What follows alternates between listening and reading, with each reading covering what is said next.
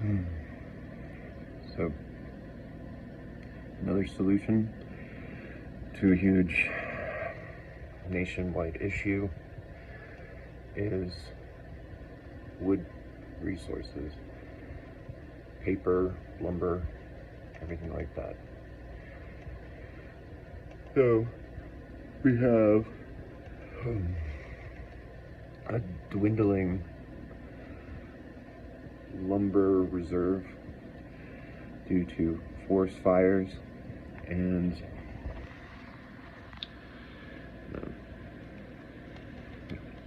people building in general. Wood has just skyrocketed in value. You can't get lumber affordably anymore. People can't build the things that they want to build. And all that's just a huge issue, not just economically, but civilly. And so, living in the mountains, I got a good opportunity to study just the basic framework and infrastructure. Because when you're isolated out in the mountains, in a small town and community, you get a good sense of the foundations of how community sustains, builds, and changes over time. Well, it dawned on me that the best option we have, one, instead of using just generic wood pulp, which is it's a good way of using excess, waste material from cutting lumber to make paper and such, but we're missing out on a lot of opportunity in using pine cones and pine needles. They line the floors, and not only removing these does it reduce the efficiency of a forest fire to not only spread, but to lay dormant, and the way embers can sit under pine needles if there's a storm, rain, water, whatever, is that you have to basically wet the entire forest. So it's bad all around. If we had an entire infrastructure of people that would then comb the forests, essentially comb the forest, or design bots, whatever, that go through the forest and collect pine needles and pine cones. Then we separate the seeds. That's another issue too. It's dead wood, and also all this underlying stuff. It takes years and years and years for it to break down and decay. You need lots of deer, elk, any species really that are running around, because that crushes and it helps expedite the decay, the process of pine needles and pine cones breaking down. So we comb the forest. You can make plenty of paper, as far as I can tell. I mean, there's a lot. Also, then, what this allows to do is who's ever out there can then stimulate forest growth. So we can grow back our forests. And that is a huge, important thing. And we got to, stimulate the growth of the forest as much as we cut it down. And so all that old dead lumber can be pulled out and utilized elsewhere. And making particle boards and stuff like that, you have not only jobs that are stimulated by the need, because you need a lot more people to comb forests, that you provide jobs, and two, you stimulate the synthetic market, which then stimulates, say, if you use epoxy to impregnate the wood fibers when you're compressing them to produce fiberboards, that epoxy becomes cheaper. Epoxy is, I don't know all the details about the chemical process of reducing epoxy, which might not be beneficial. But as a resource for humans, epoxy is one of the most convenient and just helpful products, but it's so expensive. It's too expensive. You know, it's $10 for a little tube of it. And so if the entire economy shuts down like it did in the pandemic, having epoxy around is the same as super glue. Like, those two are like a necessity for maintaining a civil structure so that you can keep building and using an efficient means so that you're not just stuck repairing things at a slower pace, so that less people can provide more man hours diversely in a local structure. Anyway, it's just those finite little things that all of this would benefit from designing it. And I was going to, I don't know, I thought, I'd start this whole process, our business doing this, and I'm not motivated to make money, but I'm motivated to help, the planet, help people. And so all these ideas that I have that come from the stimulus of recycling, for one thing, watching a video blaming the United States for this and that a lot of trash in the ocean is all our fault, and really what it is just trying to instigate sanctions and international regulations, but to gain just a foothold and control on our economy, that people here can really fix their own damn problems.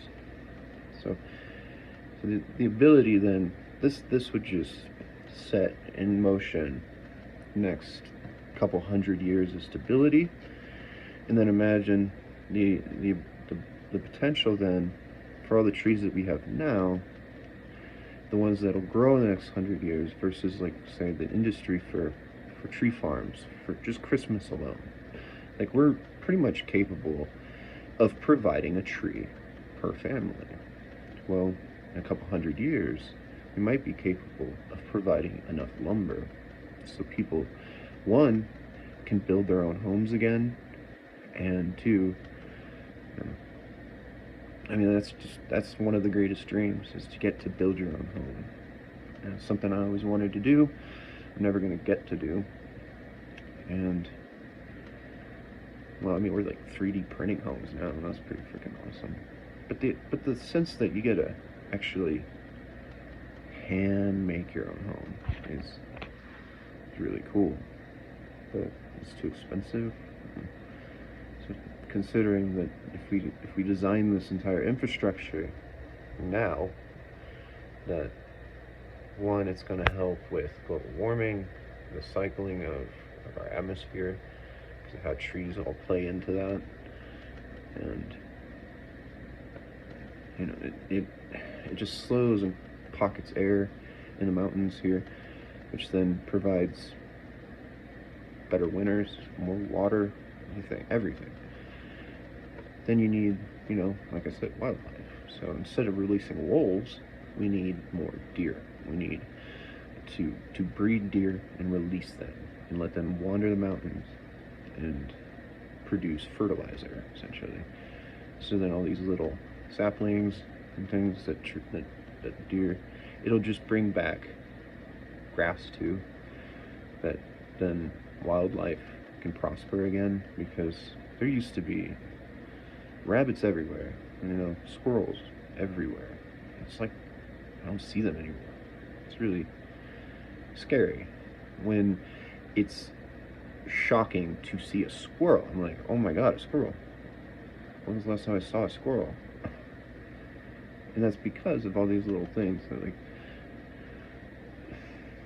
the ecosystem needs to be stimulated. If we can't maintain our planet, then we don't deserve to spread to other planets. Once we learn to maintain this planet, Just like in the videos. About the true artist utopia, that that's where it starts, is true world peace and maintaining our planet like janitors, essentially, taking care of the school. It's like the bare fundamental. That's why I always thought that trash men and the lower class, the people that do the jobs that nobody else wants to do, should be paid the most. Well, they used to be paid the least. I thought then those men would know that they would have the ethical potential and moral awareness of what it takes to better the people around them and themselves, so then we would all be better slowly. We'll see if it works, but for now, how to get something like this started, I don't know. I'm just a guy with ideas, and I'm busy on my own stuff. Busy with writing, busy with painting, and still trying to enjoy life as simply as possible.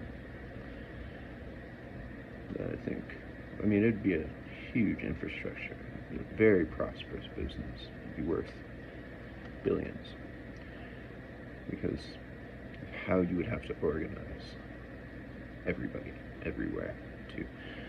Oh, that's another one, yeah, grass and leaf trimmings and stuff like that, and leaves in the fall, and everything like that, rather than just making compost based on how much paper we have in the market and stuff.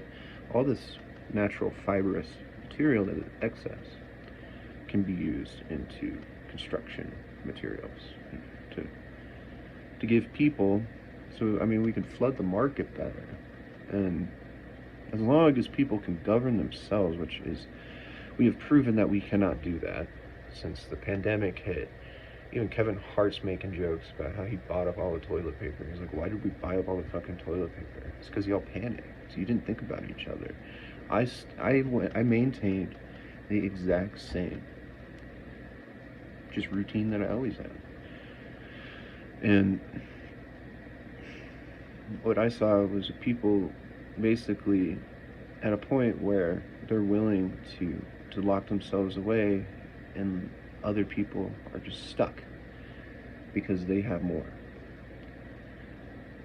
And after a pandemic like that really destroys locality and economy and civility and our civil structure, it's just our social structure. All these businesses that should have been capable of just coming back. Can we handle such an infrastructure where we can provide more people the opportunity to build their own homes?